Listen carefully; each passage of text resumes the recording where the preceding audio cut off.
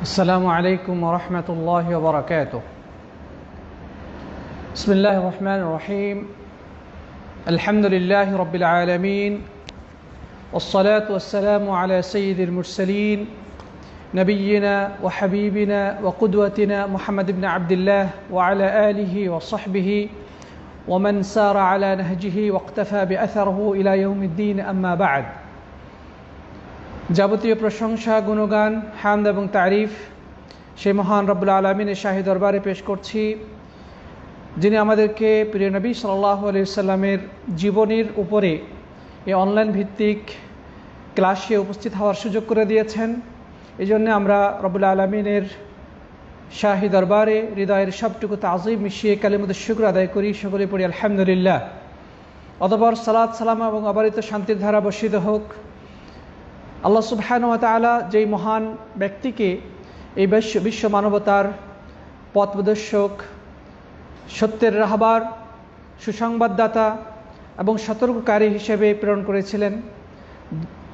যিনি তাকে প্রেরণ করেছিলেন আল্লাহর তার পক্ষ থেকে শ্রেষ্ঠ রাসূল, বার্তাবাহক এবং দূত হিসেবে। আসুন আমরা সেই প্রিয় এবং সর্বশ্রেষ্ঠ রাসূলের প্রতি হৃদয়ের সবটুকু ভালোবাসা উজাড় করে সালাত ও সালাম পেশ করি। সকলে পড়ি সাল্লাল্লাহু আলাইহি ওয়াসাল্লাম। মোহতারাম মুআজ্জাজ, প্রাণপ্রিয় দর্শক শ্রোতা, আমাদের শিক্ষার্থী ভাই বোন এবং বন্ধুগণ, আমাদের সাথে যারা এই মুহূর্তে লাইভে যুক্ত হয়েছেন তাদের সবাইকে জানাচ্ছি অনেক অনেক শুভেচ্ছা এবং মোবারকবাদ। সেই সাথে দোয়া করছি রব্বুল আলামিন যেন আমাদের সবাইকে তার দ্বীনের পথে পরিচালিত হওয়ার তৌফিক দান করেন এবং সব ধরনের শিরিক, বিদাত এবং আল্লাহর নাফরমানি থেকে হেফাজত করেন। আমরা সকলেই পড়ি আল্লাহুম্মা আমিন। প্রিয় দর্শক শ্রোতা, ভাই এবং বোনেরা, আমার আওয়াজ শুনতে কোনো সমস্যা হচ্ছে কিনা বা ভিডিও দেখতে কোনো অসুবিধা হচ্ছে কিনা আপনারা কমেন্টে জানাবেন। সেই সাথে অনুরোধ জানাবো, আপনারা যথারীতি আমাদের লাইভ ক্লাসটি আপনাদের ফ্রেন্ড সার্কেলে, আপনাদের পরিচিতজনদের মাঝে বা সোশ্যাল মিডিয়ার আরও বিভিন্ন প্ল্যাটফর্মে শেয়ার করে দেবেন, যেন অন্যরাও এখান থেকে কিছুটা উপকৃত হওয়ার সুযোগ পাই।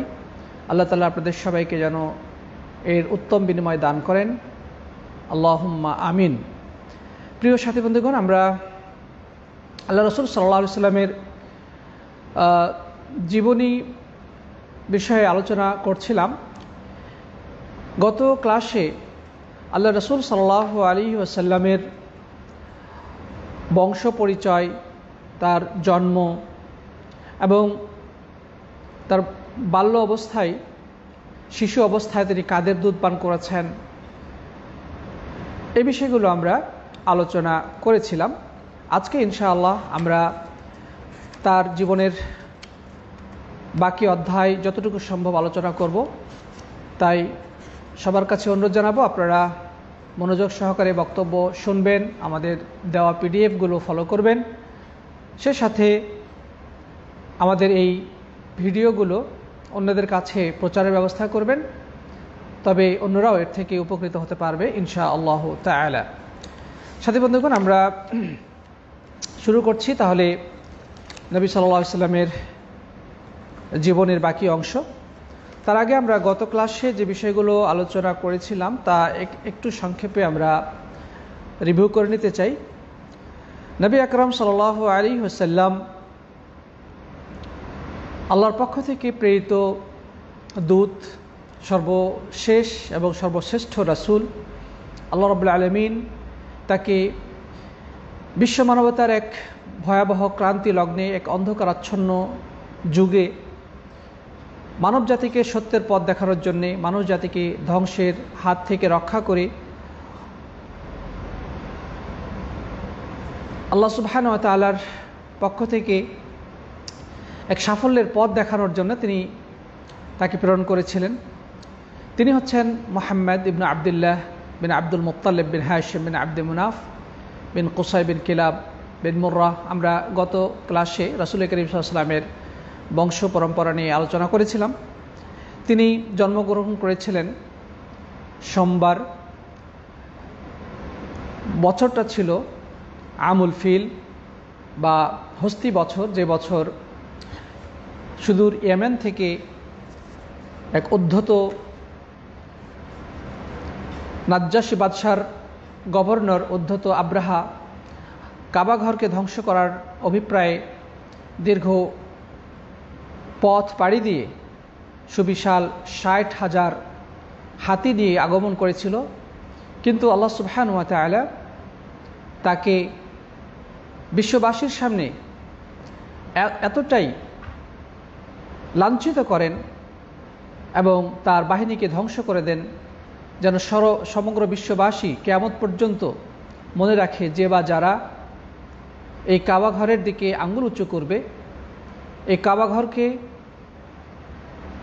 ধ্বংস করার ষড়যন্ত্র আটবে, আল্লাহ রাব্বুল আলামিন অদৃশ্য শক্তি দ্বারা তাদেরকে এই পৃথিবী থেকে নিশ্চিহ্ন করে দেবেন। তবে তার আগে আল্লাহ সুবহানাহু ওয়া তাআলা মুমিনদেরকে পরীক্ষা করতে চান যে তারা কতটুকু আল্লাহর ঘরকে সংরক্ষণ করার জন্যে প্রচেষ্টা চালায়। কিন্তু যখন মানুষের সমস্ত প্রচেষ্টা নিঃশেষ হয়ে যাবে, তখন রব্বুল আলামিন তার অলৌকিক শক্তি দ্বারা এই ঘরকে রক্ষা করবেন। যেমনটি আব্রাহার সময় আব্দুল মুত্তালিব আব্রাহার সামনে বলেছিল যে এই কাবা ঘরের একজন রব রয়েছে, তিনি এই ঘরকে রক্ষা করবেন। তার মানে তাদের শক্তি ছিল না আব্রাহার এই বিশাল বাহিনীকে প্রতিরোধ করার, কিন্তু তাদের ভিতরে এই বিশ্বাস অটল ছিল যে রব্বুল আলামিন যিনি কাবা ঘরের মালিক, তিনি অবশ্যই এই ঘরকে রক্ষা করবেন। আমরাও সে বিশ্বাস হৃদয়ে ধারণ করি। তবে তার আগে কাবা ঘরের প্রতি আমাদের যে সম্মান প্রদর্শনের যে গুরুত্ব বা কাবা ঘরের প্রতি আমাদের যে দায়িত্ব কর্তব্য রয়েছে, কাবা ঘরকে রক্ষা করার জন্য আমাদের মুসলিমদের মাঝে যে ধরনের শক্তি অর্জন করা প্রয়োজন, যে ধরনের ইউনিটি থাকা প্রয়োজন, সেটা আল্লাহ তাআলা দেখতে চান। কিন্তু যখন আমরা অপারগ হয়ে যাব, যখন আমাদের কোনো শক্তি থাকবে না, আমাদের সর্বশক্তি যেখানে নিঃশেষ হয়ে যাবে, তখন আমরা বিশ্বাস করি রব্বুল আলামিন তার গায়েবী শক্তি দ্বারা এই ঘরকে রক্ষা করবেন, যেভাবে আব্রাহার হাত থেকে তিনি সেদিন এই ঘরকে রক্ষা করেছিলেন। রাসূল করিম সাল্লাল্লাহু আলাইহি ওয়াসাল্লাম সেই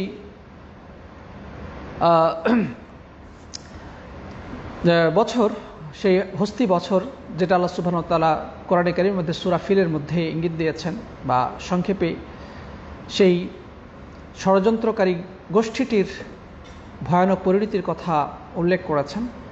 তো সেই ঘটনার মোটামুটি 50 বা 55 দিন পূর্বে এই পৃথিবীর বুকে আগমন করেন। আর সে দিনটি ছিল সোমবার, মাসটি ছিল রবিউল আউয়াল। তবে তারিখ কোনটা ছিল সেটা নিয়ে ঐতিহাসিকদের মাঝে কিছুটা দ্বিমত পরিলক্ষিত হয়। ইমাম ইবনে কাসীর রাহিমাহুল্লাহ তার ইতিহাস গ্রন্থ আল বিদায়া ওয়ান নিহায়া, এই গ্রন্থে দুটি মত উল্লেখ করেছেন। একটি মত হচ্ছে 8ই রবিউল আউয়াল, এবং এই মতটিকে ইবনে আব্দুল বার রাহিমাহুল্লাহ অধিক বিশুদ্ধ হিসেবে মন্তব্য করেছেন। তারপর ইবনে কাসীর রাহিমাহুল্লাহ আরেকটি মত উল্লেখ করেছেন, তা হলো 12ই রবিউল আউয়াল, এবং বলেছেন এটি অধিকাংশ মানুষের কাছে প্রসিদ্ধ। প্রসিদ্ধির দিক দিয়ে 12ই রবিউল আউয়াল এটাই সবচেয়ে বেশি। তবে সনদের বিশুদ্ধতায় এবং নির্ভরযোগ্যতার ক্ষেত্রে 8ই রবিউল আউয়াল এটি অধিক বিশুদ্ধ অনেক আলেমের মতে। তবে অন্য একদল আলেম 9 রবিউল আউয়াল বলেও মন্তব্য করেছেন, যেমন আল্লামা শফিউর রহমান মুবারকপুরি রাহিমাহুল্লাহ তার আর রাহিকুল মাখতুম গ্রন্থে 9 রবিউল আউয়ালের কথা উল্লেখ করেছেন। তো যাই হোক, সেটা 8, 9 অথবা 12 যাই হোক না কেন, নবী আকরাম সাল্লাল্লাহু আলাইহি ওয়াসাল্লাম দুনিয়ার বুকে এসে আল্লাহর পক্ষ থেকে ওহীর প্রচার এবং প্রসার ঘটিয়েছেন, মানুষকে হেদায়েতের পথ দেখিয়েছেন, শিরিকের ব্যাপারে সতর্ক করেছেন, জান্নাতের রাস্তা দেখিয়েছেন, জাহান্নামের পথের ব্যাপারে সাবধান করেছেন। এটি হচ্ছে আমাদের কাছে সবচেয়ে ইম্পর্টেন্ট। তার আনিত পয়গাম, তার আনিত বার্তা, তার রিসালা, এটি বাস্তবায়ন করা, এটি বোঝা, উপলব্ধি করা, এটি সবচেয়ে বেশি গুরুত্বপূর্ণ। তার জন্ম যে তারিখে হোক না কেন, এদিন আমাদের আসলে করণীয় কিছুই নেই। আমাদের সমাজে এক শ্রেণী মানুষ নবী সাল্লাল্লাহু আলাইহি ওয়াসাল্লামের জন্ম দিবসকে কেন্দ্র করে অনেক ধরনের বিদআতি কার্যক্রমে লিপ্ত হয়। অনেকেই এই দিনটিকে ঈদে মিলাদুন নবী তথা নবীর জন্ম উৎসব হিসেবে পালন করে এবং এমনকি তারা এই দিনটিকে শ্রেষ্ঠ ঈদ হিসেবে আখ্যায়িত করে এবং তারা ওই দিন ঘরে ঘরে মিলাদ আয়োজন করে, মিষ্টি বিতরণ করে ইত্যাদি কার্যক্রম তারা করে থাকে। ইমাম ইবনে তাইমিয়া রাহিমাহুল্লাহ এই ব্যাপারে বলেছেন যে এটি রাসূল করিম সাল্লাল্লাহু আলাইহি ওয়াসাল্লামের যে জন্ম উৎসব পালন করা, এটি অনেকটা খ্রিস্টানদের বড়দিন পালনের অনুরূপ, তাদের সাথে সাদৃশ্য রয়েছে। অর্থাৎ খ্রিস্টানরা যেভাবে ঈসা আলাইহিস সালামের জন্ম উৎসব পালন করে থাকে, যেটাকে তারা বড়দিন বলে থাকে,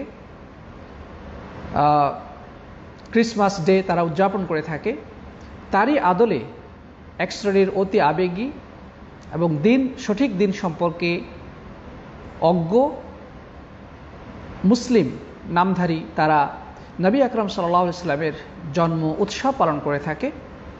সুতরাং এক্ষেত্রে খ্রিস্টানদের সাথে এই গোষ্ঠীটির সাদৃশ্য রয়েছে, যেমনটি মন্তব্য করেছেন শেখুল ইসলাম ইবনে তাইমিয়া রাহিমাহুল্লাহ তাআলা।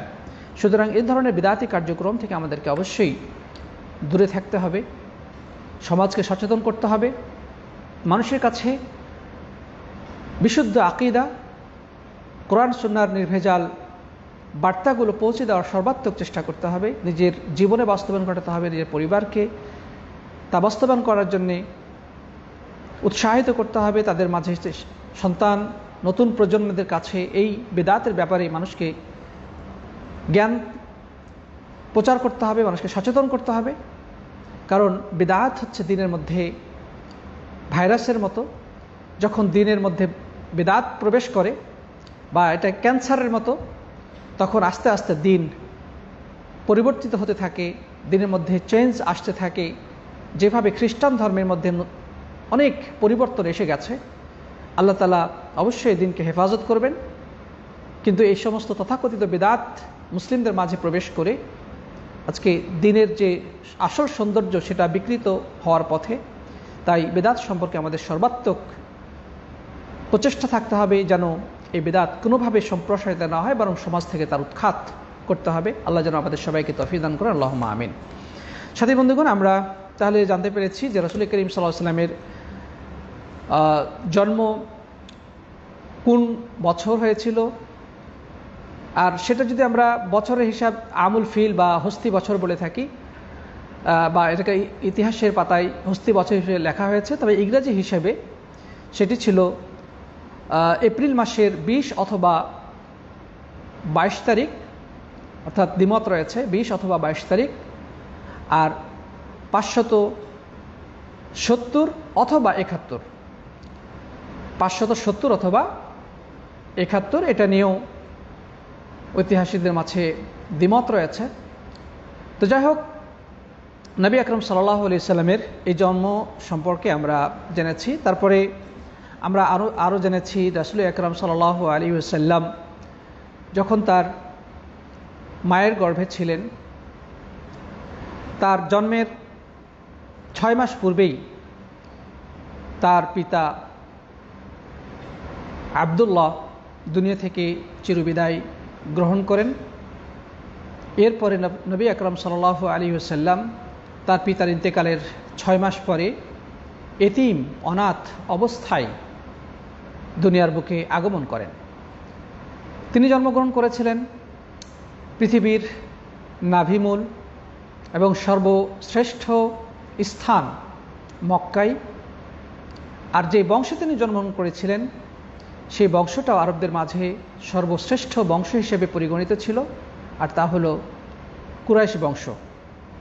তাহলে রাসূল করিম সাল্লাল্লাহু আলাইহি ওয়াসাল্লাম পৃথিবীর শ্রেষ্ঠ স্থানে এবং শ্রেষ্ঠ বংশ কুরাইশ বংশে জন্মগ্রহণ করেছিলেন, আর তার নানা গোষ্ঠীর অবস্থান ছিল মদিনায়।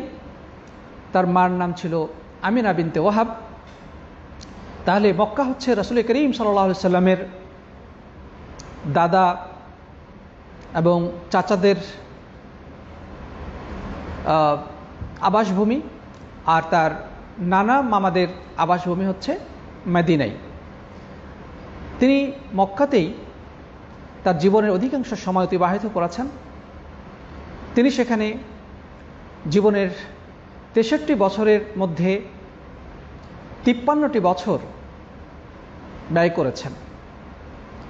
অর্থাৎ নবী আকরাম সাল্লাল্লাহু আলাইহি ওয়াসাল্লামের জন্ম, তার শৈশব, কৈশোর, যৌবন, বিবাহ, নবুয়ত প্রাপ্তি এবং নবুয়ত প্রাপ্তির আরও দীর্ঘ 13টি বছর, এই মোট সব মিলিয়ে 53টি বছর তিনি মক্কায় কাটিয়েছেন। মক্কায় আল্লাহর পক্ষ থেকে প্রেরিত ওয়াহির প্রচার প্রসার ঘটিয়েছেন, তায়েফ গিয়েছেন, আরও বিভিন্ন জায়গায় দাওয়াতি কার্যক্রম করেছেন। কিন্তু পরিশেষে আল্লাহর পক্ষ থেকে যাদেরকে হেদায়েত, যাদের নসিবে লেখা আছে তারা হেদায়েত প্রাপ্ত হয়েছেন, আর বাকিরা জাহেল অজ্ঞ সম্প্রদায় আল্লাহ রাসূল সাল্লাল্লাহু আলাইহি ওয়াসাল্লামের বিরোধিতায় সর্বাত্মক চেষ্টা করেছে। তারা এমন কোনো পথ বাকি রাখেনি যেখানে নবী আকরাম সাল্লাল্লাহু আলাইহি ওয়াসাল্লামকে বাধাগ্রস্ত না করে বা তার দাওয়াতকে বাধাগ্রস্ত না করে। পরিশেষে নব ইসলাম গ্রহণকারীদের উপরে জুলুম নির্যাতন যখন বৃদ্ধি পেতে থাকে, অসহনীয় পর্যায়ে উপনীত হয়, তাদের অনেকেরই তাদের উপরে জুলুম নির্যাতন নেমে আসে, আর তখন আল্লাহর পক্ষ থেকে প্রিয় নবী সাল্লাল্লাহু আলাইহি ওয়াসাল্লাম নির্দেশ প্রাপ্ত হয়ে মক্কা ছেড়ে তার আবাসভূমি, তার জন্মস্থান, তার মাতৃভূমি পরিত্যাগ করে তার নানার গোষ্ঠী যেই অঞ্চলে বসবাস করে মদিনা, সেই মদিনায় তিনি হিজরত করেন। সাহাবীদেরকেও নির্দেশ দেন তারাও যেন তার সাথে হিজরত করেন, এবং সেখানে গিয়েই মূলত ইসলামের বিজয় বার্তা চতুর্দিকে ছড়িয়ে পড়ে। ইসলামের অধিকাংশ হুকুম আহকামগুলো মদিনায় আল্লাহর পক্ষ থেকে অবতীর্ণ হয়, এবং তার জীবনের শেষ নিঃশ্বাস তিনি সেই মদিনাতেই ত্যাগ করেন। মক্কার মধ্যে মসজিদে হারাম, বাইতুল্লাহ, এটি হচ্ছে আল্লাহর পক্ষ থেকে নাজিলকৃত, আল্লাহ সুবহানাহু ওয়া তাআলার পক্ষ থেকে সর্বশ্রেষ্ঠ গৃহ, যা সর্বপ্রথম নির্মাণ করেছিল মালায়েকা তথা ফেরেশতা মণ্ডলী। পরবর্তীতে কাল পরিক্রমায় সেটা ধ্বংস হয়ে গিয়েছিল। নূহ আলাইহিস সালামের প্লাবনে চতুর্দিক পানির নিচে যখন তলিয়ে যায়, এই কাবাঘরও ধ্বংসপ্রাপ্ত হয়, তার কোনো চিহ্ন অবশিষ্ট ছিল না। পরে আল্লাহ সুবহানাহু ওয়া তাআলা তার প্রিয় রাসূল ইব্রাহিম আলাইহিস সালাম পুত্র ইসমাইল আলাইহিস সালাম, এই দুজনের মাধ্যমেই কাবাঘরকে পুনরায় যথাস্থানে পুনর্নির্মাণ করেন। তো এই ঘরের মর্যাদা অনেক বেশি। রাসূল করিম সাল্লাল্লাহু আলাইহি ওয়াসাল্লাম বলেছেন, কেউ যদি বাইতুল্লাহ কাবাঘরে নামাজ আদায় করে, কাবাঘরের মসজিদে হারামের সীমানার মধ্যে নামাজ আদায় করে, তাহলে তার মর্যাদা হচ্ছে অন্যান্য মসজিদে নামাজের তুলনায় 1 লক্ষ গুণ বেশি, মানে 1 লক্ষাধিক সওয়াব রয়েছে কেউ যদি কাবাঘরে নামাজ আদায় করে। আর নবী সাল্লাল্লাহু আলাইহি ওয়াসাল্লাম মক্কা থেকে মদিনা হিজরত করার পরে সেখানে গিয়ে তিনি নিজ হাতে একটি মসজিদ নির্মাণ করেন। সেই মসজিদ হচ্ছে মসজিদে নববী নামে সুপরিচিত, মসজিদুর রাসূল, রাসূল সাল্লাল্লাহু আলাইহি ওয়াসাল্লামের মসজিদ হিসেবে সুপরিচিত। এই মসজিদে কেউ নামাজ পড়লে অধিক বিশুদ্ধ মতে এবং অধিক বিশুদ্ধ হাদিসের আলোকে যেটা প্রমাণিত হয় যে 1000 গুণ সওয়াব রয়েছে। তো যাই হোক, নবী সাল্লাল্লাহু আলাইহি ওয়াসাল্লাম সেখানেই তার জীবনের শেষ নিঃশ্বাস ত্যাগ করেন এবং তার কবর সেখানেই রয়েছে। প্রিয় সাথী বন্ধুগণ, আমরা সামগ্রিকভাবে মৌলিকভাবে এই বিষয়গুলো আমরা জেনেছি। তো যাই হোক, নবী আকরাম সাল্লাল্লাহু আলাইহি ওয়াসাল্লাম যখন তার মায়ের গর্ভে ছিলেন তখনই তার পিতাকে হারিয়ে এতিম হয়ে গিয়েছিলেন। এরপরে আমরা জেনেছি রাসূল করিম সাল্লাল্লাহু আলাইহি ওয়াসাল্লামকে তার মা দুধ পান করিয়েছেন 1 সপ্তাহ। তারপরে নবী সাল্লাল্লাহু আলাইহি ওয়াসাল্লামের আপন চাচা আবু লাহাবের দাসী সুয়াইবিয়া বা সুয়াইবা তাকে দুধ পান করিয়েছেন, সুয়াইবিয়া তাকে দুধ পান করিয়েছেন। এরপরে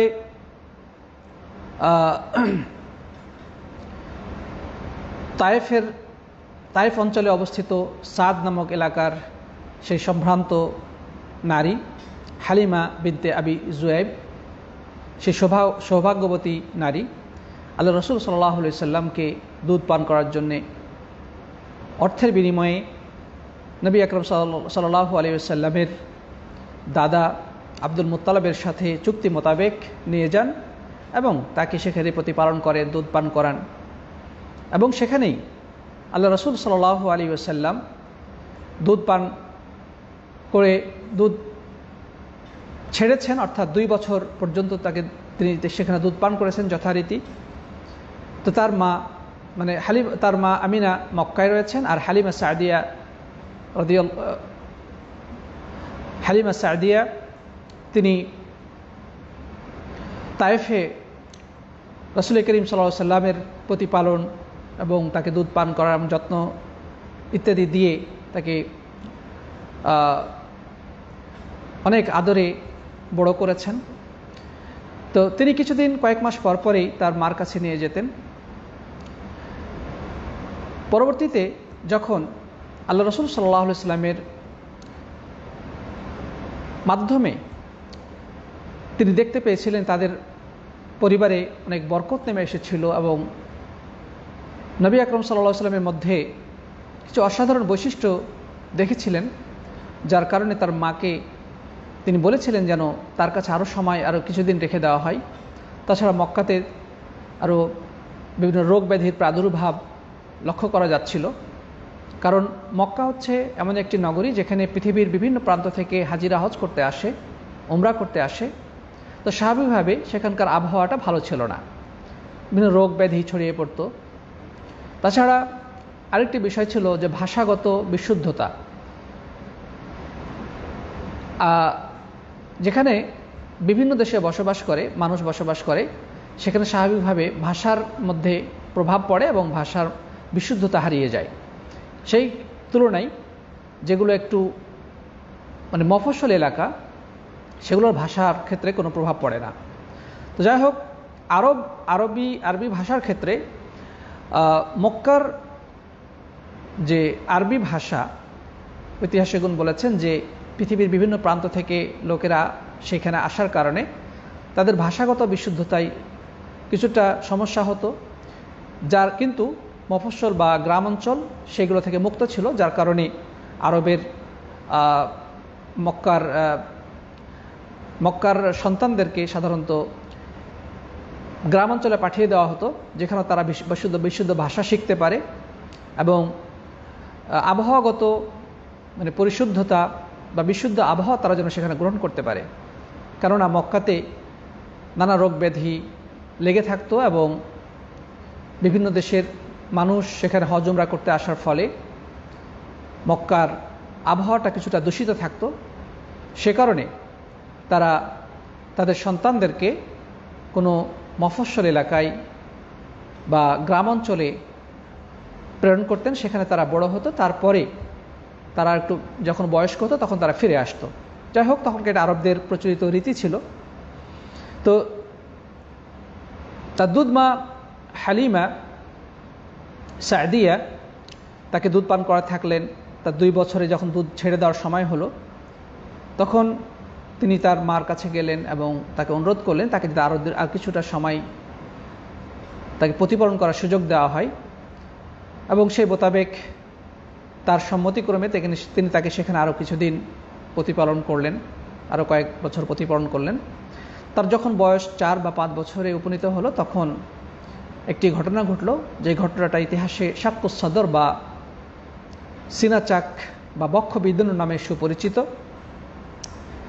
সেখানে আমরা গত ক্লাসে আলোচনা করেছি যে জিবরাইল আমিন এসেছিলেন এবং রাসূল করিম সাল্লাল্লাহু আলাইহি সাল্লামকে মাটিতে শুইয়ে তার বক্ষ বিদীর্ণ করে, বক্ষ চিরে তার হার্ট বা কলব বের করে যে স্বর্ণের পাত্রে জমজম পানি দ্বারা ধৌত করে আবার যথাস্থানে পুনঃস্থাপন করেন। আনাস বিন মালিক রাদিয়াল্লাহু তাআলা হাদিসটি বর্ণনা করার পরে বলেন যে আমি রাসূল করিম সাল্লাল্লাহু আলাইহি সাল্লামের বুকে সেই সেলাইয়ের দাগ দেখেছি যেটা জিবরাইল আমিন করেছেন। অর্থাৎ এটা একটা সার্জারি হয়ে গেছে, যেটা জিবরাইল আমিন আল্লাহর হুকুমে করেছেন এবং নবী আকরম সাল্লাল্লাহু আলাইহি সাল্লামের কলব থেকে একটা অংশ বের করে ফেলে দিয়ে বলেছিলেন যে এটা আপনার মধ্যে মানে শয়তানের অংশ, হাদা হাজ্জুশ শাইতান মিনক, এটা ফেলে দিয়ে তারপরে তিনি তার কলবটাকে জমজম পানি দ্বারা ধৌত করে স্বর্ণের পাত্রে রেখে ধৌত করে আবার সেই কলবটা তার জায়গায় স্থাপন করে দেন, তারপরে চলে যান। যাই হোক, বাচ্চারা হালিমা সাদিয়ার কাছে ছুটে গিয়ে বলল যে আপনাদের সন্তানকে কে বা কারা মেরে ফেলেছে। তিনি ছুটে এসে দেখলেন যে না, তিনি স্বাভাবিক অবস্থায় আছে, কিন্তু তার চেহারার রূপ পরিবর্তন হয়ে গেছে। যাই হোক প্রিয় সাথী বন্ধুগণ, এই হচ্ছে শক্কা সদরের ঘটনা। নবী সাল্লাল্লাহু আলাইহি ওয়াসাল্লামের জীবনে এই ঘটনা আরও একাধিকবার ঘটেছে, মেরাজের আগে ঘটেছে। তো যাই হোক, আমরা এই বিষয়গুলো জেনেছি। এ পর্যায়ে আমরা এর পরবর্তী জীবনে কি ঘটেছে, রাসূল করিম সাল্লাল্লাহু আলাইহি ওয়াসাল্লামের পরবর্তী জীবনের বিভিন্ন বিষয় আমরা এখন আলোচনা করব ইনশাআল্লাহ। তো যাই হোক, নবী আকরম সাল্লাল্লাহু আলাইহি ওয়াসাল্লামের বয়স যখন 6 বছরে উপনীত হলো, তখন আল্লাহ নবী সাল্লাল্লাহু আলাইহি ওয়াসাল্লাম মানে 6 বছর বয়সে 4 বা 5 বছর বয়সে তার বক্ষ বিদীর্ণ হলো। এরপরে হালিমা সাদিয়া তাকে তার মার কাছে মক্কায় ফেরত দিলেন। যাই হোক, তার বয়স যখন 6 বছর উপনীত হলো, তখন তার মা তার বাবা তথা রাসূল করিম সাল্লাল্লাহু আলাইহি ওয়াসাল্লামের নানা গোষ্ঠী এবং তার মামাদের যে গোষ্ঠী বনি আদি ইবনে নাজ্জার, এই গোত্রের তার মামাদের সাথে পরিচয় করে দেওয়ার জন্য, তাকে দেখানোর জন্য নিয়ে গেলেন। সাথে রয়েছে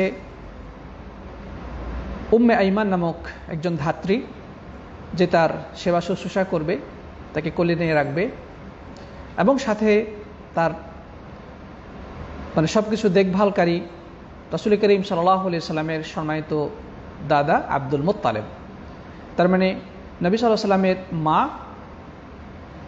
আমিনা বিনতে ওয়াহাব এবং তার একজন ধাত্রী উম্মে আইমান, আরেকজন হচ্ছে রাসূল করিম সাল্লাল্লাহু আলাইহি ওয়াসাল্লামের দাদা। এই তিনজনে মক্কা থেকে মদিনায় গেলেন যেন নবী সাল্লাল্লাহু আলাইহি ওয়াসাল্লাম তার মামাদের সাথে পরিচিত হতে পারে, তার মামাদেরকে দেখতে পারে, এই জন্যে তিনি নিয়ে গেলেন। সেখানে 1 মাস অবস্থান করলেন। অবস্থান করে তেনারা ফিরে আসতেছিলেন। প্রতিমধ্যে মক্কা এবং মদিনার মাঝামাঝি একটা জায়গা আল আবওয়া নামক জায়গায় যখন উপনীত হলেন, তখন তার মা আমিনা অসুস্থ হয়ে পড়লেন এবং আল্লাহর পক্ষ থেকে যে ফায়সালা সেটাই সংগঠিত হলো, সেটাই ঘটল। তিনি সেখানে অসুস্থ অবস্থায় শেষ নিঃশ্বাস ত্যাগ করলেন। তার মানে আল্লাহ রাসূল সাল্লাল্লাহু আলাইহি ওয়াসাল্লাম মায়ের গর্ভে থাকা অবস্থায় পিতাকে হারিয়েছিলেন এবং দুনিয়ার বুকে এতিম অবস্থায় আগমন করেছিলেন। কিন্তু তার শৈশবের এই আনন্দ উচ্ছল এবং এই বাড়ন্ত সময়ে তিনি আবারও বেদনাহত হলেন। তিনি চোখের সামনে তার মাকে হারালেন। তার মা শেষ নিঃশ্বাস ত্যাগ করে দুনিয়া থেকে চলে গেল। অর্থাৎ তিনি যেন এতিম অবস্থায় যে বাবার স্নেহ মমতা থেকে বঞ্চিত হয়েছিলেন, আজ থেকে তিনি তার মায়ের স্নেহ ভালোবাসা থেকেও বঞ্চিত হলেন। যাই হোক, আব্দুল মুত্তালিব তার প্রিয় নাতি, যাকে তিনি খুবই ভালোবাসতেন, খুবই আদর করতেন, তিনি তাকে সাথে করে নিয়ে মক্কায় ফেরত আসলেন। এরপর নিজ দায়িত্বে তাকে প্রতিপালন করতে থাকলেন, তাকে স্নেহ মমতা ভালোবাসা দিয়ে ভরে রাখলেন। তাকে তিনি গভীরভাবে ভালোবাসতেন, খুবই সম্মান করতেন।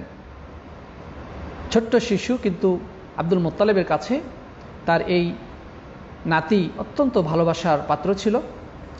অনেক আদর ভালোবাসায় তাকে মানে তাকে প্রতিপালন করতে থাকলেন। একদিকে তিনি পিতৃহারা, আরেকদিকে তিনি মাতৃহারা, ইত্যাদি কারণেও তার প্রতি স্বাভাবিক স্নেহ মমতা ভালোবাসাটা আর একটু বেশি ছিল। যাই হোক, এভাবে আব্দুল মুত্তালিব শিশু নবী আকরম সাল্লাল্লাহু আলাইহি সাল্লামকে প্রতিপালন করতে করতে তার বয়স যখন 8 বছর হলো, প্রিয় নবী সাল্লাল্লাহু আলাইহি ওয়াসাল্লামের বয়স যখন 8-এ উপনীত হলো, তখন আল্লাহর লিখিত ফয়সালা এসে গেল তার দাদার ব্যাপারে। তিনিও এই ধরাধাম ছেড়ে আল্লাহর কাছে পাড়ি জমালেন। আব্দুল মুত্তালিবও দুনিয়া থেকে চিরবিদায় গ্রহণ করলেন। তবে তিনি যাওয়ার আগে এই শিশুর দেখাশোনা এবং দায়িত্ব কে পালন করবে তা ঠিক করে নিলেন। আর সেটা হচ্ছে যে রাসূল করিম সাল্লাল্লাহু আলাইহি ওয়াসাল্লামের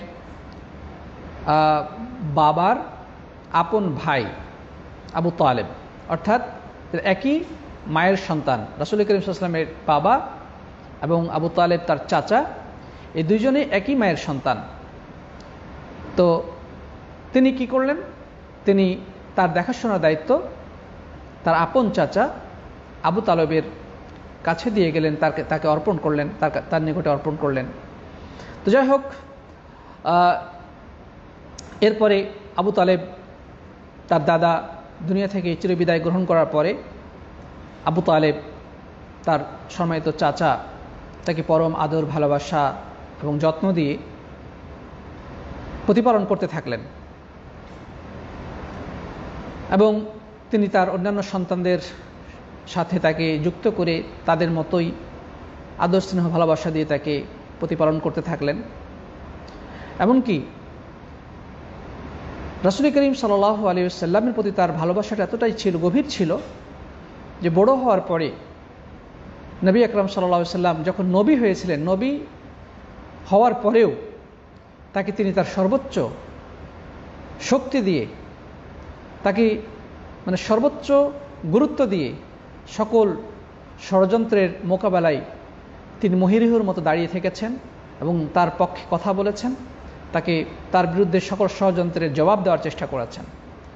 পরবর্তীতে আমুল হুজন, বেদনার বছর, যে বছরে নবী আকরাম সাল্লাল্লাহু আলাইহি ওয়াসাল্লাম তার স্ত্রী খাদিজা বিনতে খুয়াইলিদকে হারালেন, সে একই বছর তার আবু তালেবকেও হারালেন। তো যাই হোক, এভাবে আবু তালেব তার সর্বশক্তি দিয়ে হৃদয়ের সবটুকু ভালোবাসা উজাড় করে নবী আকরাম সাল্লাল্লাহু আলাইহি ওয়াসাল্লামের পাশে থেকেছেন। কিন্তু ইসলামের বাণী আল্লাহ নবী সাল্লাল্লাহু আলাইহি ওয়াসাল্লাম নবী হওয়ার পরে তার কাছে পৌঁছানোর পরেও আল্লাহ তার কপালে হেদায়েত লিখে রাখেন নাই, যার কারণে সে কাফের অবস্থায় শেষ নিঃশ্বাস ত্যাগ করেন। সে অন্য কাহিনী।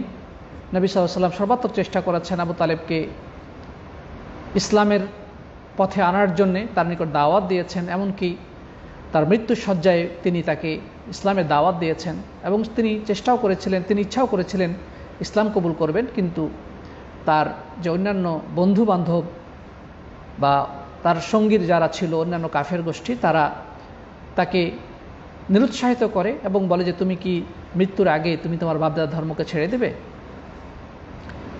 তুমি তোমার ভাতিজার কথাই, তুমি তোমার এই আজন্ম লালিত ধর্মকে, তোমার বাপদাদা যে ধর্মের উপরে ছিল, যে মূর্তি পূজার উপরে ছিল, তুমি এগুলোকে সব অস্বীকার করবে?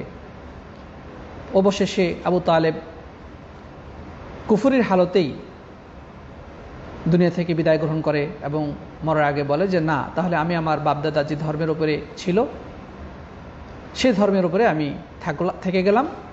এরপরেই কাফের অবস্থায় এই দুনিয়া থেকে চির বিদায় গ্রহণ করেন নবী সাল্লাল্লাহু আলাইহি ওয়াসাল্লামের অনেক ভালোবাসার মানুষ এবং যেই ব্যক্তিটি রাসূল করিম সাল্লাল্লাহু আলাইহি ওয়াসাল্লামকে অনেক ভালোবাসা দিয়ে, আদর, স্নেহ, মমতা দিয়ে ঘিরে রেখেছিলেন, শত্রুদের শত্রুতার মোকাবেলায় যিনি পাহাড়ের মতো অবিচল ছিলেন।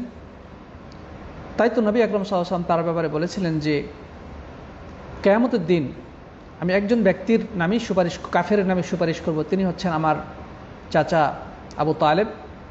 তার নামে সুপারিশ আল্লাহর কাছে করবেন যেন আল্লাহ তাআলা তার আযাব কিছুটা লাঘব করেন, যার কারণে হাদিসে রয়েছে যে আল্লাহ রাসূলের সুপারিশ ক্রমে আল্লাহ তাআলা তার চাচার শাস্তি লাঘব করবেন এবং সেই শাস্তিটা হচ্ছে যে তার পায়ের নিচে আগুনের তৈরি জুতা পরিয়ে দেওয়া হবে, বা অন্য হাদিসে রয়েছে যে তার টাকনু বরাবর আগুনের মধ্যে তাকে রাখা হবে, যার কারণে তার মাথার মগজগুলো টকবক করে পড়তে থাকবে। এটি হচ্ছে সবচেয়ে কম শাস্তি। তা রাসূল করিম সাল্লাল্লাহু আলাইহি ওয়াসাল্লাম একজন কাফেরের জন্যই সুপারিশ করবেন, আর তিনি হচ্ছেন তার চাচা আবু তালেব, এবং আল্লাহ রাসূলের সুপারিশ ক্রমে তার চাচার আযাব হালকা করা হবে, এবং তার হালকা আযাবটা হচ্ছে এই। আল্লাহ যেন আমাদের সবাইকে ইসলামের সঠিক পথ দেখান, ইসলামের উপরে যেন আমরা জীবনের শেষ নিঃশ্বাস ত্যাগ করতে পারি, জীবন পরিচালিত করতে পারি। আল্লাহ রাব্বুল আলামিন কবুল করুন, আল্লাহুম্মা আমিন। প্রিয় উপস্থিতি, যাই হোক, আমরা এভাবে জানতে পারলাম যে রাসূল করিম সাল্লাল্লাহু আলাইহি ওয়াসাল্লামের কত বয়সে কে মারা গেলেন। নবী সাল্লাল্লাহু আলাইহি ওয়াসাল্লামের বয়স যখন 6 বছর, তখন তার মা দুনিয়া থেকে চিরবিদায় গ্রহণ করেন। নবী সাল্লাল্লাহু আলাইহি ওয়াসাল্লামের বয়স যখন 8 বছর, তখন তার সম্মানিত দাদা আব্দুল মুত্তালিব এই দুনিয়া থেকে চিরবিদায় গ্রহণ করেন। এরপরে আবু তালেব রাসূল করিম সাল্লাল্লাহু আলাইহি ওয়াসাল্লামের দায়িত্ব গ্রহণ করেন। তো নবী করিম সাল্লাল্লাহু আলাইহি ওয়াসাল্লাম যখন তায়েফে অবস্থান করতেন হালিমা সাদিয়ার কাছে, তখন তিনি অন্যান্য শিশু বাচ্চাদের সাথে ছাগল চড়াতেন। আর মক্কায় থাকা অবস্থায় তিনি সামান্য কিছু গমের বিনিময়ে আরব মক্কার যে ধনাঢ্য লোকজন ছিল তাদের বকরি চড়াতেন। নবী আকরাম সাল্লাল্লাহু আলাইহি ওয়াসাল্লাম তো বাল্য বয়সে ছাগলের রাখালি করেছেন। এমনকি একটা হাদিসে রয়েছে যে পূর্ববর্তী সমস্ত নবী রাসূলগণ এক সময় ছাগল চড়িয়েছেন। আল্লাহ সুবহানাহু ওয়া তাআলা তাদেরকে বিশ্ব মানবতার রাহবার বানাবেন, বিশ্ব মানবতার উৎকৃষ্ট উদাহরণ হিসেবে পেশ করবেন, বিশ্বের তারা নেতৃত্ব দিবেন। এই জন্যে বাল্যকাল থেকেই আল্লাহ সুবহানাহু ওয়া তাআলা তাদেরকে সেভাবে প্রস্তুত করেছেন। তো যিনি ছোটকালে ছাগল চড়িয়েছেন, তিনি বড় হওয়ার পরে সমগ্র বিশ্বকে পরিচালনা করেছেন। এই জন্যে বলা হয়ে থাকে, কোনো মানুষের বিশেষ কোনো একটা অবস্থা দেখে তার ব্যাপারে সিদ্ধান্ত নিও না। আজকের যারা শিশু, তারাই আগামীর রাষ্ট্রপ্রধান হবে, তারাই দেশের মহানায়ক হবে, তারাই বড় বড় নেতৃত্বের আসনে আসীন হবে। সুতরাং কোনো মানুষকে অবহেলা করা যাবে না। কোনো মানুষের প্রতি তার পেশা, তার বর্তমান সিচুয়েশনের উপরে ভিত্তি করে কোনো বক্তব্য দেওয়া ঠিক নয়। সেই মক্কার এতিম রাখাল বালকটি পরবর্তীতে আল্লাহর পক্ষ থেকে নবুয়ত প্রাপ্ত হয়ে সর্বশেষ এবং সর্বশ্রেষ্ঠ রাসূল হিসেবে আল্লাহর পক্ষ থেকে মনোনীত হয়েছিলেন, এবং বিশ্ব মানুষের দরবারে তিনি বিশ্ব মানবতার কাছে শ্রেষ্ঠ মহানায়ক, মহান আদর্শ, মহান নেতা হিসেবে আবির্ভূত হয়েছিলেন। আল্লাহ রাব্বুল আলামিন তার বিনিময়ে বিশ্ব মানবতাকে সত্যের পথ দেখিয়েছেন, জাহান্নামের আগুন থেকে রক্ষা করেছেন যাদের কপালে হেদায়েত লেখা ছিল। প্রিয় সাথী বন্ধুগণ, যাই হোক, সেই প্রিয় নবী বাল্য অবস্থায় এভাবে যিনি ছাগল চড়িয়েছেন, তার বয়স যখন 9 বছর হলো, অর্থাৎ দাদা মারা যাওয়ার 1 বছরের মাথায় তার সম্মানিত চাচা আবু তালেব, তিনি নিজেও একজন ব্যবসায়ী ছিলেন। তো তার সঙ্গী হিসেবে প্রিয় নবী সাল্লাল্লাহু আলাইহি সাল্লামকে তিনি সিরিয়ায় নিয়ে রওনা করেন। সেখানে গিয়ে যেন তার ভাতিজা ব্যবসা শিখেন এবং ভবিষ্যতে উদ্দেশ্য তাকেও তিনি ব্যবসায়ী হিসেবে গড়ে তুলবেন। আর আমরা যেমনটি ইতিপূর্বে আলোচনা করেছি বা আমরা জানি যে মক্কার অধিকাংশ মানুষের জীবন জীবিকার উৎস ছিল ব্যবসা। আবু তালেব নিজেও একজন ব্যবসায়ী ছিলেন। তিনি তার 9 বছরের কিশোর ভাতিজাকে সাথে করে সিরিয়ার উদ্দেশ্যে রওনা করলেন। কিন্তু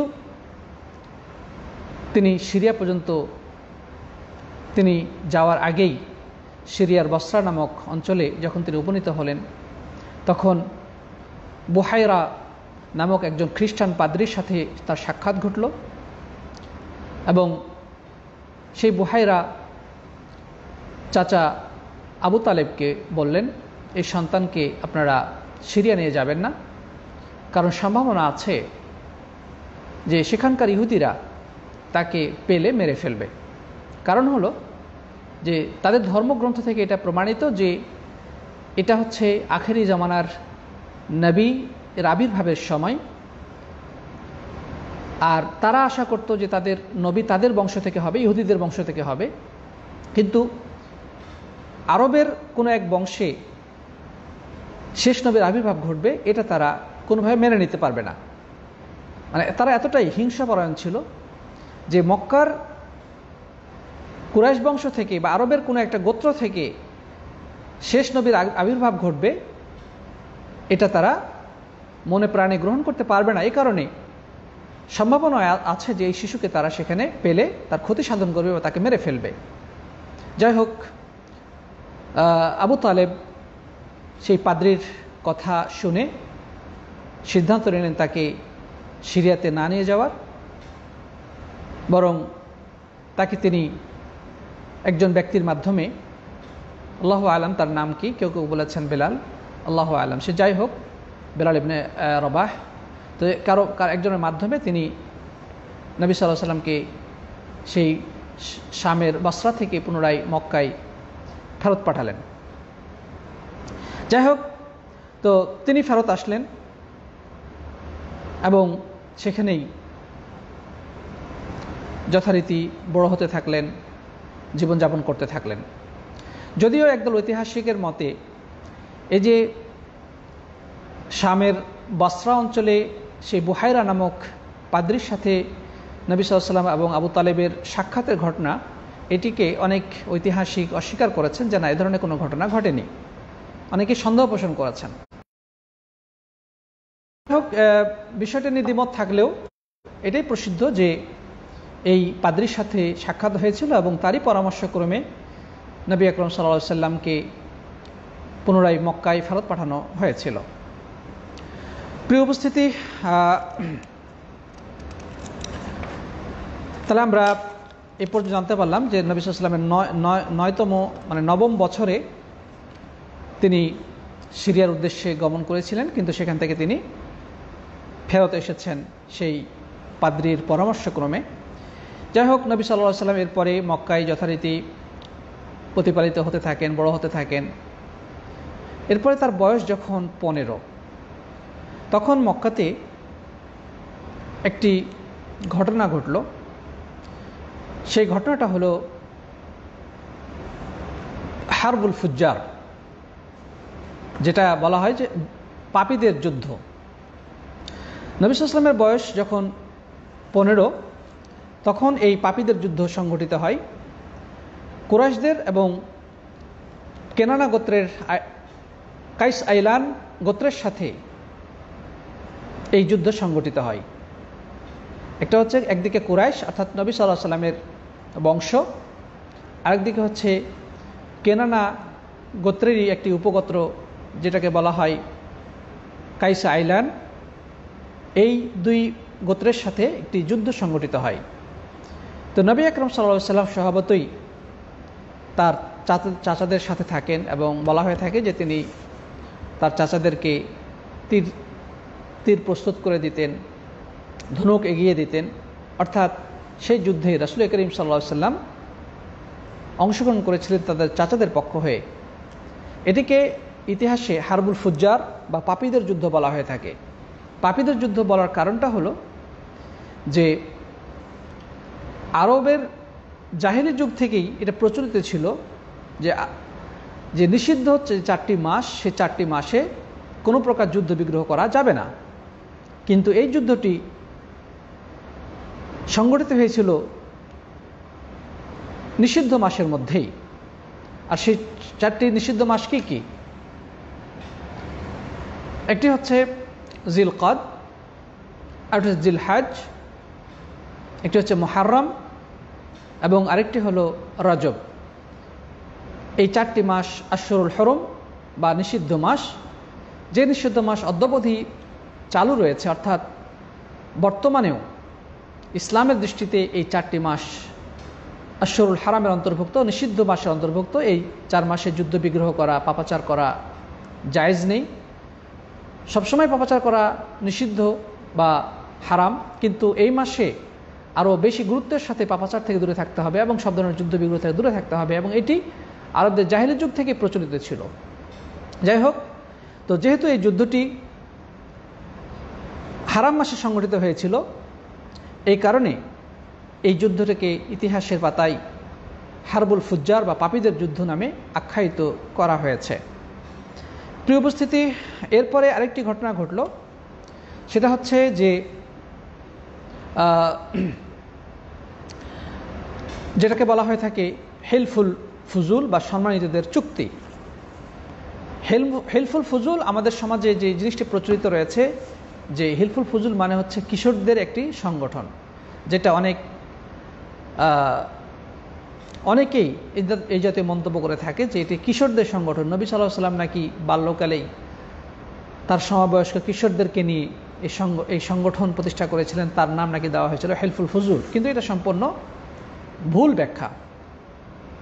ইতিহাসে এই জাতীয় কোনো তথ্য পাওয়া যায় না যে নবী সাল্লাল্লাহু আলাইহি ওয়াসাল্লাম কিশোরদেরকে নিয়ে এই বয়সে কোনো সংগঠন প্রতিষ্ঠা করেছিলেন এবং সেটার নাম দিয়েছিলেন হেলফুল ফুজুল। এটা সম্পূর্ণ ভ্রান্ত এবং এক শ্রেণীর সংগঠন প্রেমীর মানুষের তৈরি করা মতবাদ। ইসলামের সাথে, ইসলাম ইতিহাসের সাথে কোনো সম্পর্ক নেই বা ইতিহাসের সাথে কোনো সম্পর্ক নেই। যাই হোক, যেটা প্রকৃত ইতিহাসটা কি, হেলফুল ফুজুল মানে সম্মানিতদের যুদ্ধ। হেলফুল ফুজুল মানে সম্মানিত লোকদের চুক্তি। হেলফ মানে আসলে শপথ, বা এখানে আসলে মূলত চুক্তি উদ্দেশ্য। অর্থাৎ এই বিষয়টা হচ্ছে যে আরবের মাঝে মক্কায় এক লোকের আবির্ভাব ঘটল। সে একজন ব্যবসায়ী ছিল। সে তার মালামাল বিক্রি করার জন্যে মক্কায় ব্যবসার পণ্য নিয়ে আসলেন, কিন্তু সেই ব্যক্তির কাছে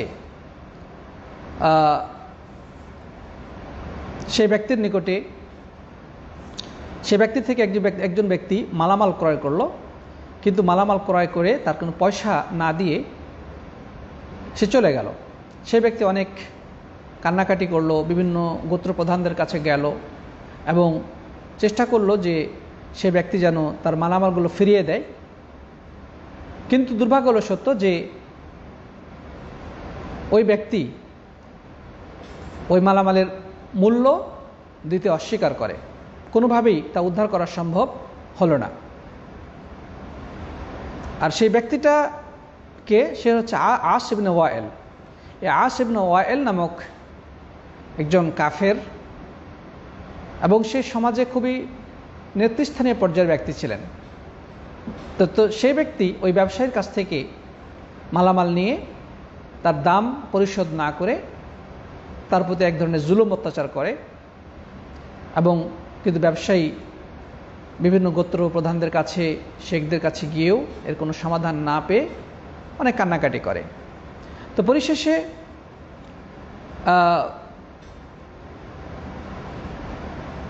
পরিশেষে আরবের নবী সাল্লাল্লাহু আলাইহি ওয়াসাল্লামের বংশ কুরাইশ বংশ এবং আরও কয়েকটি বংশ একত্রিত হয় এবং তারা সিদ্ধান্ত নেয় যে তারা এই বিষয়কে তারা চুক্তি করবে।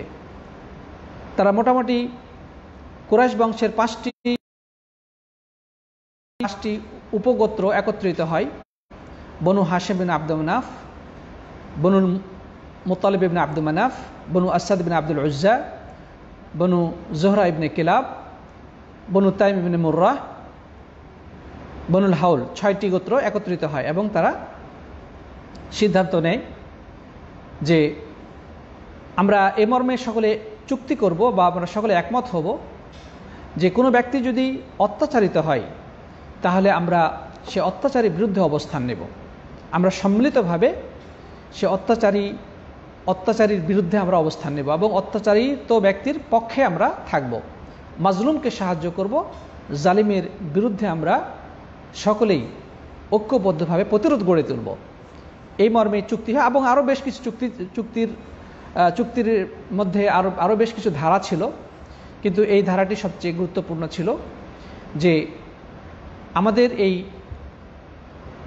মক্কায় কোনো ব্যক্তি যদি নির্যাতিত হয়, নিপীড়িত হয়, জুলুমের শিকার হয়, তাহলে আমরা সম্মিলিতভাবে তার প্রতিরোধ করব এবং আমরা মাজলুমকে সাহায্য করব। এমনকি মক্কায় যদি বহির্শত্রু আক্রমণ করে তাহলে আমরা সম্মিলিতভাবে শত্রুর বিরুদ্ধে আমরা প্রতিরোধ গড়ে তুলব ইত্যাদি বেশ কিছু শর্তের উপরে তারা একমত হয় এবং তারা এ ব্যাপারে শপথ করে, যেই বিষয়টি ইতিহাসের পাতায় হেলফুল ফুজুল বা সম্মানিত লোকদের চুক্তি হিসেবে অভিহিত হয়ে থাকে। তো রাসূল করিম সাল্লাল্লাহু আলাইহি ওয়াসাল্লাম পরবর্তীতে নবী হওয়ার পরে এই হেলফুল ফুজুল চুক্তি সম্পর্কে তিনি মতামত ব্যক্ত করেছিলেন। তিনি বলেছিলেন যে আমার চাচাদের সাথে যে একটা চুক্তি চাচাদের মাঝে যে একটা চুক্তি হয়েছিল, অর্থাৎ রাসূল করিম সাল্লাল্লাহু আলাইহি ওয়াসাল্লামের বংশের যে সম্মানিত ব্যক্তিরা চুক্তি নামায় তারা একমত হয়েছিলেন বা তারা একটা শপথের উপরে একমত হয়েছিলেন। তো আমি সেখানে উপস্থিত ছিলাম, এই অবস্থায় আমি কিশোর ছিলাম, কিন্তু এই চুক্তিনামার মধ্যে যে সমস্ত ধারাগুলো রয়েছে সেগুলো একটি ধারা বাস্তবায়ন করা আমার জন্য লাল উট পাওয়ার থেকেও উত্তম। অর্থাৎ এই ধারাগুলো এতটাই গুরুত্বপূর্ণ ছিল যে এই চুক্তির এই ধারাগুলোকে বাস্তবায়ন করতে পারা আমার জন্য লাল উট পাওয়ার থেকেও উত্তম। قال شهدت غلاما مع عمومتي حلف المطيبين فما أحب أن لي حمر النعم وأن أنكثه। যাই হোক, মোট কথা আল্লাহ রসুল সাল্লাল্লাহু আলাইহি ওয়াসাল্লাম এই চুক্তির ধারাগুলোর প্রতি তিনি সমর্থন ব্যক্ত করেছিলেন এবং সেগুলো প্রশংসা করেছিলেন। তো এভাবে রাসূল আকরাম সাল্লাল্লাহু আলাইহি ওয়াসাল্লামের জীবনে এই অন্যতম দুটি ঘটনা সংঘটিত হয়। তার বয়স যখন 15 তখন হারবুল ফুজ্জার, আর হেলফুল ফুজুল বা সম্মানিত লোকদের চুক্তি সংঘটিত হয়েছে তার বয়সটা তখন কত ছিল। এক্ষেত্রে দুইটি মত পাওয়া যায়। সেটি হচ্ছে যে উল্লেখিত যে হারফুল ফুজ্জার সে যুদ্ধের পরের মাসেই এই হেলফুল ফুজুল সংঘটিত হয়, বা অন্য কোনো একটি রেফারেন্স থেকে জানা যায় যে তখন নবী সাল্লাল্লাহু আলাইহি ওয়াসাল্লামের বয়স ছিল 20 বছর। সে যাই হোক, নবী সাল্লাল্লাহু আলাইহি ওয়াসাল্লামের বয়স যাই হোক না কেন, তার জীবনে অন্যতম উল্লেখযোগ্য এই দুটি ঘটনা ঘটে, হারবুল ফুজ্জার বা পাপীদের যুদ্ধ এবং আরেকটি হচ্ছে হেলফুল ফুজুল বা সম্মানিত লোকদের চুক্তি। প্রিয় উপস্থিতি, তাহলে আজকে আমরা এই বিষয়গুলো জানতে পারলাম। নবী আকরাম সাল্লাল্লাহু আলাইহি ওয়াসাল্লামের মা মারা যায় তার বয়স যখন 6, তার দাদা মারা যায় বয়স যখন 8, তারপরে দাদা ইন্তেকালের পরে তার চাচা আবু তালেবের সাথে তিনি 9 বছর বয়সে সিরিয়ার উদ্দেশ্যে রওনা করেন, কিন্তু প্রতিমধ্যে সেই বুহাইরা নামক পাদ্রীর পরামর্শক্রমে পুনরায় মক্কায় ফেরত আসেন। এরপরে 15 বছর বয়সে প্রিয় নবী সাল্লাল্লাহু আলাইহি ওয়াসাল্লাম হারবুল ফুজ্জারে তার চাচাদের সাথে যুদ্ধে অংশগ্রহণ করেন। এরপরে তার বয়স হয় 15 অথবা 20, সে যাই হোক না কেন এই বয়সে তিনি হেলফুল ফুজুল বা সম্মানিত লোকদের চুক্তিতে অংশগ্রহণ করেন এবং পরবর্তীতে নবী হওয়ার পরে সেই চুক্তিনামাগুলোর প্রতি তিনি সমর্থন ব্যক্ত করেছিলেন এবং সেগুলোর প্রশংসা করেছিলেন। সাথী বন্ধুগণ, আমরা আজকে আর কথা লম্বা করব না, ইনশাআল্লাহ এরপরে প্রিয় নবী সাল্লাল্লাহু আলাইহি ওয়াসাল্লামের বিবাহ, তার সন্তানাদি এবং নবুয়ত প্রাপ্তি সম্পর্কে যথাসাধ্য আলোচনা করার চেষ্টা করব ইনশাআল্লাহ। আল্লাহ তাআলা আমাদের সবাইকে ভালো রাখুন, সুস্থ রাখুন এবং ঈমানের উপরে প্রতিষ্ঠিত রাখুন, সেই দোয়া করে এবং প্রত্যাশা ব্যক্ত করে আজকের মতো এখানে বিদায় নিচ্ছি। ইনশাআল্লাহ কথা হবে আগামী ক্লাসে। সে পর্যন্ত আল্লাহ তাআলা আপনাদের সবাইকে ভালো রাখুন। জাযাকুমুল্লাহু খায়রান। হাদা সাল্লাল্লাহু আলা নবিয়িনা মুহাম্মদ ওয়া আলা আলিহি ওয়া সাহবিহি আজমাইন। একজন প্রশ্ন করেছেন যে রাসূল করিম সাল্লাল্লাহু আলাইহি ওয়াসাল্লামের বাবা মা তারা কি ইসলাম এনেছিলেন কিনা, বা তাদের পরিণতি কি। তো এক্ষেত্রে আমরা বলবো যে রাসূল আকরাম সাল্লাল্লাহু আলাইহি ওয়াসাল্লামের মায়ের ব্যাপারে একটি হাদিস উল্লেখিত হয়েছে যে নবী আকরাম সাল্লাল্লাহু আলাইহি ওয়াসাল্লাম তার সঙ্গী সাথীদেরকে নিয়ে একবার তার মার কবর জিয়ারত করতে আসলেন আসার পরে তিনি সেখানে অজর ধারায় কাঁদতে লাগলেন। তার দেখা দেখি সাহাবায়ে কেরামও কাঁদলেন। সাহাবাগণ জিজ্ঞাসা করলেন যে হে রাসূল, আপনি কেন কাঁদছেন আপনার মার কবর জিয়ারত করতে এসে? তিনি বললেন যে আমি আমার রবের কাছে অনুমতি চেয়েছিলাম যেন আমি আমার মার জন্য ইস্তেগফার করতে পারি, আল্লাহর কাছে ক্ষমা চাইতে পারি, কিন্তু আল্লাহ সুবহানাহু ওয়া তাআলা আমাকে সেই অনুমতি দেননি। এবং আমাকে বলা হয়েছে যে কোনো মুমিনের জন্যে বৈধ নয় কোনো মুশরিকের জন্যে ক্ষমা প্রার্থনা করা। এরপর আমাকে নিষেধাজ্ঞা আরোপ করা হয় যে আমি যেন আমার মার জন্য ইস্তেগফার না করি। তাহলে এখান থেকে বোঝা যাচ্ছে যে তার মা জাহেলি জামানায় যেহেতু মৃত্যুবরণ করেছে, নবী হওয়ার বহু পূর্বেই, তার বয়স যখন 6, অথচ নবী সাল্লাল্লাহু আলাইহি ওয়াসাল্লাম নবী হয়েছেন 40 বছর বয়সে। তো তিনি যেহেতু জাহেলি যুগেই মারা গিয়েছেন, তিনি শিরিকের অবস্থায় মারা গিয়েছিলেন, যার কারণে তিনি ইসলামের দাওয়াত পান নাই। এই জন্যে আল্লাহর পক্ষ থেকে তাকে নিষেধ করা হয়েছিল তিনি যেন তার মার ইস্তিগফারের জন্য দোয়া না করেন। তো যাই হোক, নবী সাল্লাল্লাহু আলাইহি ওয়াসাল্লাম তার মার কবর জিয়ারত করার অনুমতি চেয়েছেন, শুধু কবর জিয়ারত করার অনুমতি দেওয়া হয়েছিল, কিন্তু তার জন্য ইস্তেগফার বা ক্ষমা প্রার্থনার অনুমতি দেওয়া হয়নি। এখান থেকে বোঝা গেল যে তার মা ইসলামের উপরে ইন্তেকাল করেন নাই, বরং কুফরি হালতেই শিরকের অবস্থায় এই দুনিয়া ত্যাগ করেন। আর তার পিতার ব্যাপারে হাদিস বর্ণিত হয়েছে, সহিহ মুসলিমে এসেছে হাদিসটি। এক ব্যক্তি এসে বললেন যে হে রাসূল, আমার পিতার কি অবস্থা আপনি কি আমাকে বলতে পারেন? দয়া করে আপনি আমাকে বলুন আমার পিতার কি অবস্থা, তিনি মারা যাওয়ার পরে তিনি কি জান্নাতি নাকি জাহান্নামী? তিনি বললেন যে তোমার বাবা জাহান্নামী। তখন ওই লোকটি কাঁদতে কাঁদতে চলে যাচ্ছিল যে তার বাবা জাহান্নামে চলে গেছে, মারা গেছে এবং জাহান্নামী হয়ে গেছে। তখন নবী সাল্লাল্লাহু আলাইহি ওয়াসাল্লাম তাকে ডেকে বললেন, ইন্না আবি ওয়া আবাকা ফিন-নার, নিশ্চয় আমার বাবা এবং তোমার বাবা উভয়ে জাহান্নামী। তাহলে এই বিশুদ্ধ হাদিস থেকেও এটা প্রমাণিত হলো যে তার বাবাও শিরিকের অবস্থায় দুনিয়া থেকে বিদায় নিয়েছিল, অর্থাৎ ইসলাম গ্রহণ করতে পারেননি বা ইসলামের উপরে তারা ছিলেন না। যদিও জাহেলি জমানাতেও কিছু মানুষ ইসলাম পালন করত, তারা শিরিক থেকে মুক্ত ছিল, কিন্তু তার বাবা শিরকের অবস্থায় মারা গিয়েছিলেন, যার কারণে নবী সাল্লাল্লাহু আলাইহি ওয়াসাল্লাম তাকে জাহান্নামী হিসেবে আখ্যায়িত করেছেন। তাহলে এই দুটি হাদিস থেকে প্রমাণিত হলো যে রাসূল করিম সাল্লাল্লাহু আলাইহি ওয়াসাল্লামের মা এবং বাবা উভয়েই কুফরি হালতে দুনিয়া থেকে বিদায় নিয়েছিলেন।